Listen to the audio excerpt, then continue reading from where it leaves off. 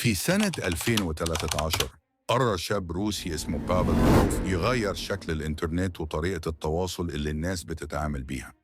الشاب ده مش شخص عادي، هو كان مؤسس شبكة اجتماعية روسية اسمها فيكي اللي كانت شبيهة بفيسبوك. لكن بسبب مواقفه السياسية ورفضه التعاون مع الحكومة الروسية وتسليم بيانات المعارضين، اتعرض لضغوط ضخمة لدرجة أنه اضطر يترك الشركة ويغادر روسيا تقريباً.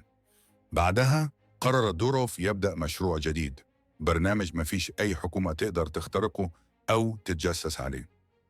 برنامج يمنح الناس الحرية المطلقة في التعبير بعيد عن أي رقابة.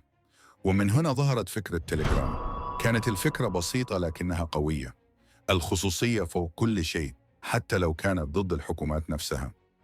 في البداية الناس شافت تيليجرام مجرد تطبيق دردشة منافس لواتساب، لكن مع مرور الوقت بدأ يتغير.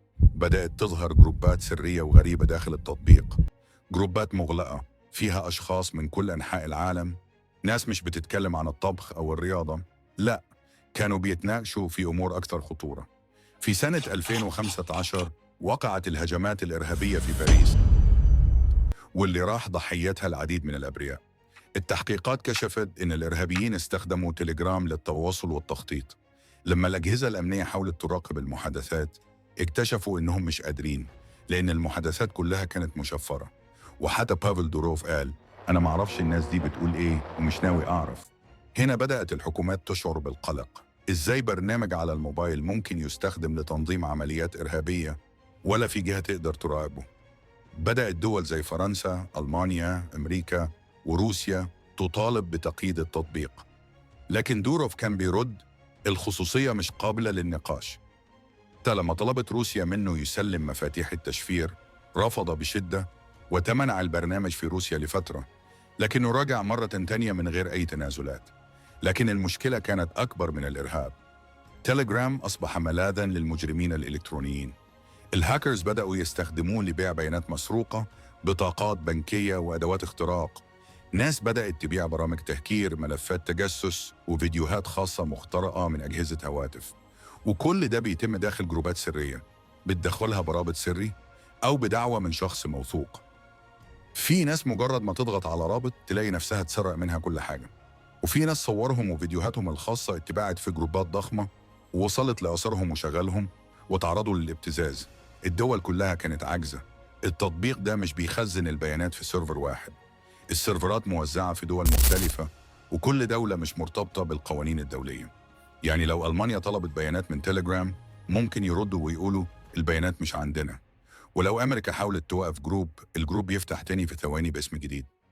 وبدل ما يبقى تيليجرام زي واتساب أو فيسبوك اللي فيهم سياسة خصوصية واضحة، تيليجرام بقى زي جزيرة مستقلة، لا قانون يقدر يقرب منها، والمجرمين يعرفوا كده. وده السبب في إنهم استخدموه كأنه دارك ويب مصغر على الموبايل. هناك جروبات للبيع أعضاء بشرية، تجارة أطفال، فيديوهات لتعذيب أو جرائم قتل حقيقية. حتى العصابات بتبيع خدماتها على تيليجرام، زي عايز تراقب حد، عايز تسرق حساب، عايز تهدد حد بفيديو. تيليجرام مش مجرد تطبيق دردشة، هو أقرب لنظام موازي على الإنترنت. فيه العالم السري، الفوضى، الممنوع، والمخاطر.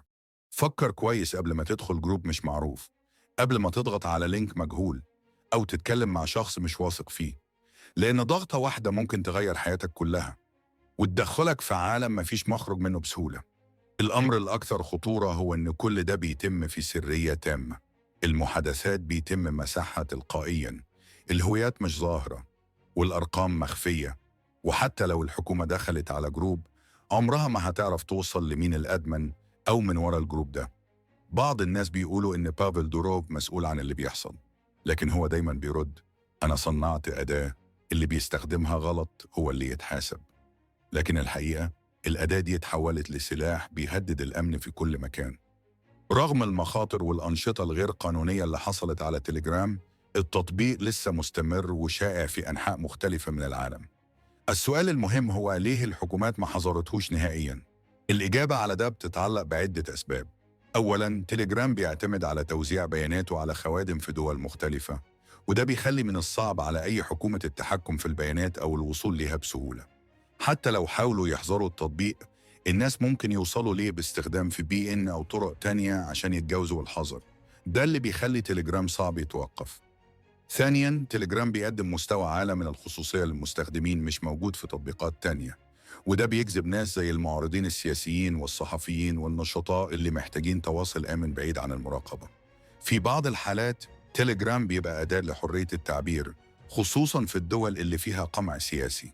ثالثاً، المجموعات والقنوات الكبيرة اللي بيقدمها تليجرام هي السبب في استمراره وشعبيته. الناس بتشارك محتوى متنوع عن قضايا سياسية واجتماعية، وده بيخلي التطبيق جزء مهم من التواصل في كتير من الدول. صعوبة السيطرة على الجروبات دي بتخلي الحكومات مش قادرة توقف التطبيق. ورغم إن بعض الدول حاولت تمنع تليجرام، زي روسيا اللي حاولت تجبر مؤسسه يسلم مفاتيح التشفير، إلا إن تليجرام لسه بيشتغل وبيتكيف مع الظروف، وده بيعكس صعوبة الرقابة الكاملة عليه. لو بتستخدم تليجرام أو أي تطبيق تاني فيه مستوى عالي من الخصوصية، خليك دايماً حذر. متشاركش معلوماتك الشخصية في جروبات غير موثوقة أو تضغط على روابط مش معروفة. التكنولوجيا ممكن تديلك حرية، لكن في نفس الوقت ممكن تعرضك لمخاطر كبيرة. فكر كويس قبل ما تدخل جروب أو تضغط على لينك، عشان ممكن تلاقي نفسك عرضة لهجوم إلكتروني أو اختراق.